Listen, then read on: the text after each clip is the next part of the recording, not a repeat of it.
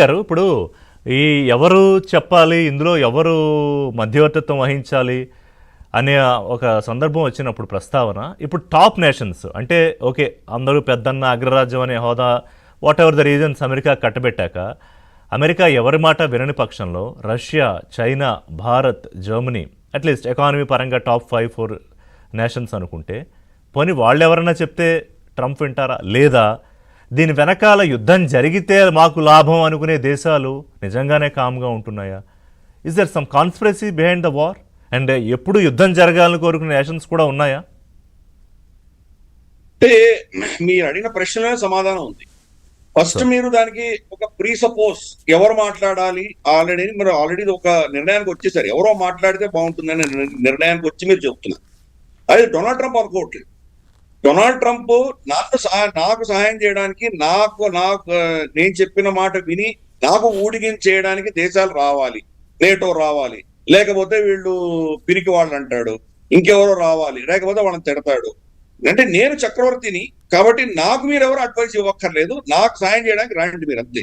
ఇప్పుడు లేటెస్ట్ గా ఆయన చెప్పింది ఏంటంటే కానీ అయిపోయింది మాది యుద్ధం అయిపోయింది మేము వెళ్ళిపోతాము, ఈ స్టేట్ ఆఫ్ హార్మోస్ మీరు ఎవరో వచ్చి దీన్ని మీరు ఓపెన్ చేసుకోండి, నాకు అనవసరం, నాకు అక్కడ దాంతో సంబంధం లేదన్న దిశగా మాట్లాడుతుంది.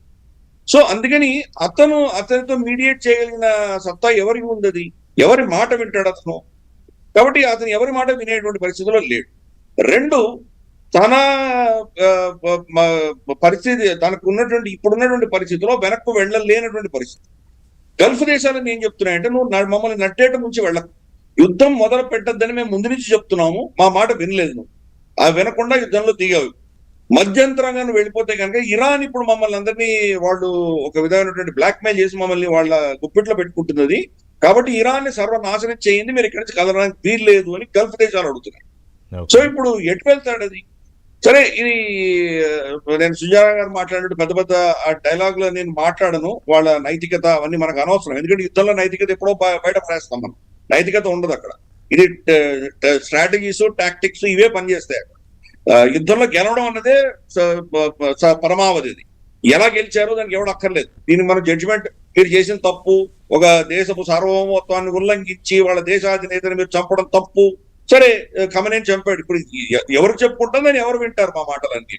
అందుకని ఇవన్నీ యుద్ధంలో అవన్నీ పక్కన పెట్టాలి. యుద్ధంలో జరుగుతున్నటువంటి పరిస్థితి ఏంటి, ఎవరికి ఎస్కలేషన్ మ్యాట్రిక్స్ ఉన్నది, ఎవరి దగ్గర శక్తి సత్తా ఉన్నది, ఎవరు ఈ యుద్ధాన్ని వాళ్ళకి కావాల్సిన దిశగా తీసుకెళ్తున్నారు, ఎలా యుద్ధం చేస్తున్నారు, వీటి గురించే మనం చర్చించాలి. అంతకుమించి నైతికత గురించి ఇక్కడ చర్చిస్తే ఎవరికి కూడా లాభం లేదు.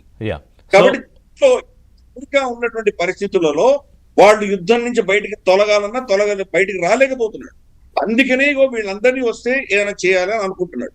ఇజ్రాయెల్ యాంగిల్ నుంచి మీరు చూడండి, ఇజ్రాయెల్ కూడా వాళ్ళ పరిస్థితి ఏంటంటే వాళ్ళకి అర్థమైంది అమెరికా జారిపోయింది, ఇది అమెరికా దీన్ని హ్యాండిల్ చేయలేకపోతోంది, మేము ఇన్ని బాంబార్డ్మెంట్ చేసినా కానీ ఇరాన్ వీళ్ళు కంప్లీట్ గా కంట్రోల్ చేయలేకపోతున్నారు. సో నెక్స్ట్ ఏం చేయాలంటే గల్ఫ్ దేశాలని బరిలో దించాలి. ఈ రోజు దాకా ఇందాక రావు గారు చెప్పారు, గల్ఫ్ దేశాలు ఏవి కూడా యుద్ధం ప్రకటించలేదు ఇంతవరకు, ఇరాన్ వ్యతిరేకంగా యుద్ధం చేయట్లేదు, వాళ్ళని రక్షించుకుంటున్నారు కానీ యుద్ధంలో దిగలేదు. ఎప్పుడైతే ఈ యొక్క oil field South Pars gas field మీద అటాక్ చేసిందో ఇజ్రాయెల్, అమెరికా పర్మిషన్ లేకుండా వాళ్ళు వెళ్ళి అటాక్ చేసి వచ్చారు. అమెరికాకి ఇన్ఫార్మ్ చేశారు, డొనాల్డ్ ట్రంప్ కి తెలిసి వాళ్ళు వెళ్ళి అటాక్ చేసిన తర్వాత వాళ్ళు రిటాలియేట్ చేసి మనకు ఖతార్ లో ఉన్నటువంటి గ్యాస్ ఫీల్డ్స్ మీద అటాక్ చేసి కువైట్ మీద అన్నిటి మీద వాళ్ళు దాడులు చేస్తే కనుక వాళ్ళ ఆయిల్ రిజర్వ్స్ ని, వాళ్ళ ఆయిల్ రిఫైనరీస్ ని కాపాడుకోవడానికి ఈ దేశాలన్నీ యుద్ధంలో దిగుతాయి అన్నటువంటి ఒక కాన్స్పిరసీ తోటి ఇజ్రాయెల్ చేసింది. అదే పనిగా చేసింది. కాబట్టి ఇజ్రాయెల్ కి ఈ యుద్ధం కొనసాగుతూ ఉండడమే కావాలి, ఫస్ట్ పాయింట్ కావాలి. యుద్ధం కొనసాగడం అంటే అక్కడ ఉన్నటువంటి రెజీమ్ చేంజ్ అవ్వాలి, వాళ్ళకు చేంజ్ అయ్యేంత వరకు వాళ్ళు యుద్ధం చేస్తారు. వాళ్ళ శక్తి లేదు, ఇజ్రాయెల్కి శక్తి లేదు, అందుకని అమెరికాని బరిలోకి దించింది. అమెరికా శక్తి కూడా దాటిపోయిందని అర్థమైన తర్వాత మిగతా వాళ్ళు థియేటర్స్ లోకి రావాలి కాబట్టి అందరినీ రెచ్చగొడుతున్నారు.